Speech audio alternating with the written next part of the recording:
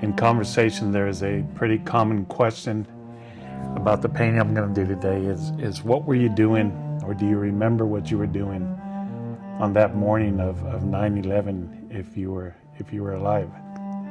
I had ESPN on the television and getting ready for work, and my wife calls me and tells me to change a channel to watch the news. And for the rest of the day, that's all I did. Never went to work, never accomplished anything, but sat and watched the news. So today I wanted to paint just a reminder as we're coming upon this day. It was about 9/11, but he wanted to focus on what happened the day after, on the good that came out of it, how we were all together, we were all one, we were all united, and there was something magical that we as Americans came back together to be as one. With that in mind, I was inspired to do this painting, and it's going to be of the skyline, and then I love the memorial they have of the two lights beams just casting into the sky. So that's what I'm going to try to capture here. I'm going to start with it's a very heavy paper that I'm using. If you can tell here, it looks like a 300 weight cotton paper. So it's going to absorb a lot of water, and so I have to use a lot of water. And I'm thinking, it's dust, so you see the light beaming up from bottom up. And I'm going to do that in a couple of sections. I'm going to remove some paint on the paper, but I'm going to come back with some opaque white. And when people cover big spaces with water, sometimes they use really big brushes. I like to use a good sized brush, but I like the control of a smaller brush versus a really big brush. And then because I use a lot of water, this way I can control where I send the bleed of the water. So this is going to be done in stages. I sketched out a quick sketch of the city from the side of the bridge. I love the layout of that skyline. I mean, New York has so many beautiful images of the skyline, and one's just as gorgeous as the other one. But I like the one where you see the bridge. I'm dropping in my first color here, which will be the base of it. So I'm throwing in some burnt sienna, a little bit of orange, a little bit of red, and I'll tie it a little bit of brown. And then with the buildings, I'm using my form of Payne's gray, where I use some purples, blues, a little bit of brown, a little bit of black to make my gray. At least that's what I see. I don't know if I shared with you guys. I am colorblind, so what I do here is all on a wing and a prayer. So forgive me if I'm off on colors, but this is what I see here. Yeah, I've never let being colorblind stop me from anything. I just kind of wing it and I paint. If it looks good to me, I cross my fingers, hope it looks good to you guys. But fortunately, I have my wife is an artist and my daughter's an artist, so they'll look at my work and tell me if I'm off. But this one's pretty. I've painted these colors many times, so I kind of know the formula in my head.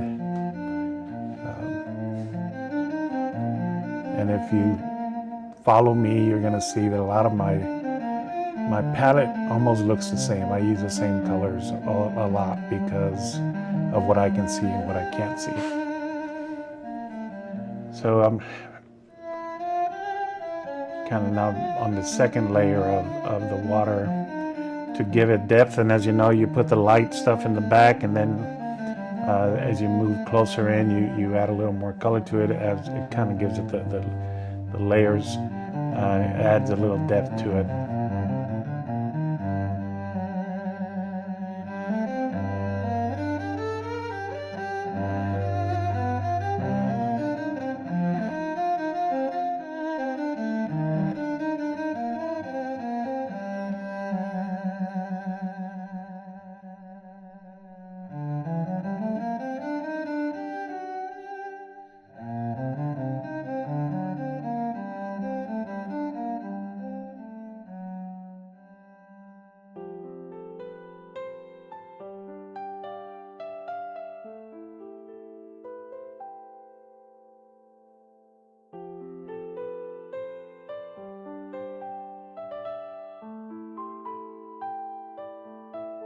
brought in an opaque white, what I'm going to use to kind of make my windows and make my light beam go up a little more opaque than the watercolor will do for me.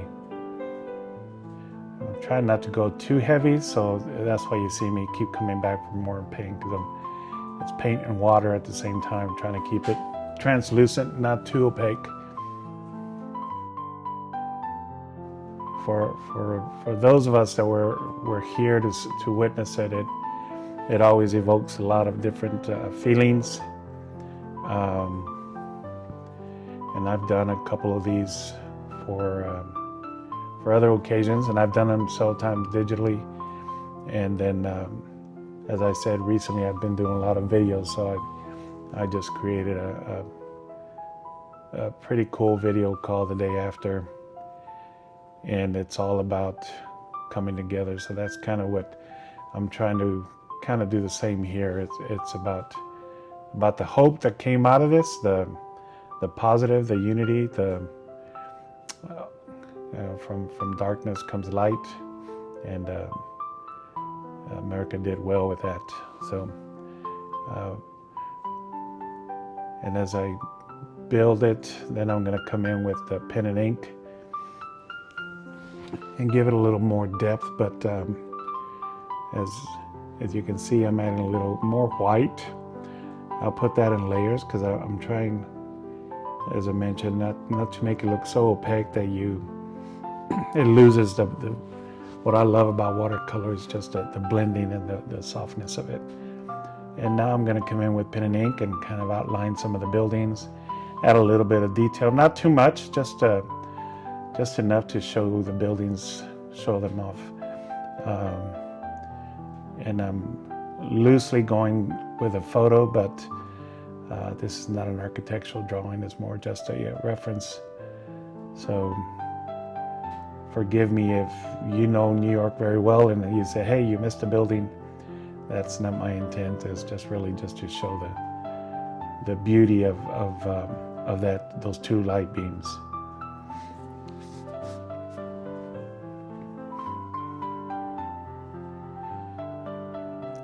My buddy goes to New York a lot, and he always has some amazing photos of this bridge and just the skyline. So I get to rip off some pictures from him.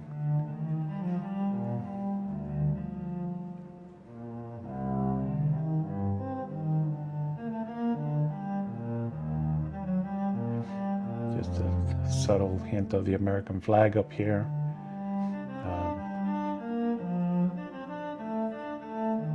And if I were trying to go a little more realistic, I would really spend time on these lights on the buildings.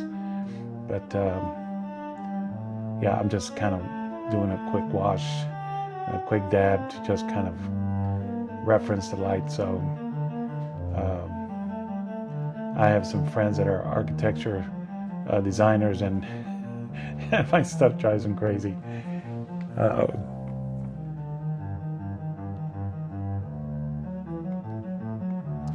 You can tell that trying to do the buildings are not straight out. They're kind of the what do you call it? The 2-point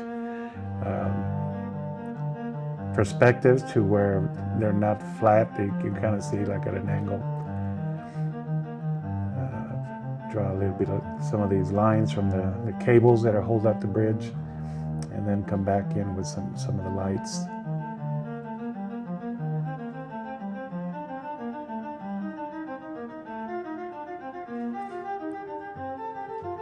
And I've had some new artists that ask me, so what do you do when you make a mistake? And how do you especially with watercolor and pen and ink, and I always say, what do you mean, what do I do? So I do make mistakes all the time, so I just keep going. So if I see something that I get it wrong, I just pretend it didn't happen, and I keep going.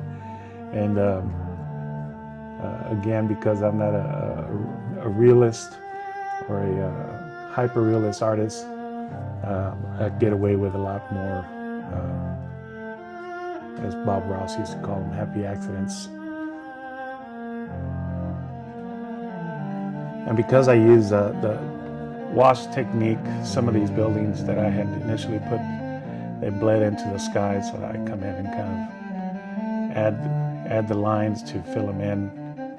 And a lot of those white spots that are there, they kind of insinuate light, so I don't mess with them. I let that shine through, and it looks good to me. And that's one thing I will say. I will tell a lot of people, just when you're drawing, just as long as you like it, you know, that's at the end of the day, it's your piece of art. If somebody else doesn't like it, don't let that bother you. Just keep at it. I stopped worrying a long time ago about trying to hit something perfect that somebody would like or wouldn't like, and it's freed me to really enjoy the painting and showing them. So because there's a lot of amazing artists that never show their work because they just don't want to be critiqued, scared about what people are going to say, and so a lot of times some beautiful stuff never gets shown because of that. So I tell people, just get your butt out of the way, and by that I mean I'd put it out there, but this might happen, but this might happen. So just get your butts out of the way and show your art. People need to see the beauty of the stuff that you create. And I hope the one lesson that we gather from this day 9/11, we gotta appreciate each other, be kind to one another, be kind to yourself, and say hi to a stranger. You might be the only smile they see that day. Until next time, we'll talk soon. Bye-bye.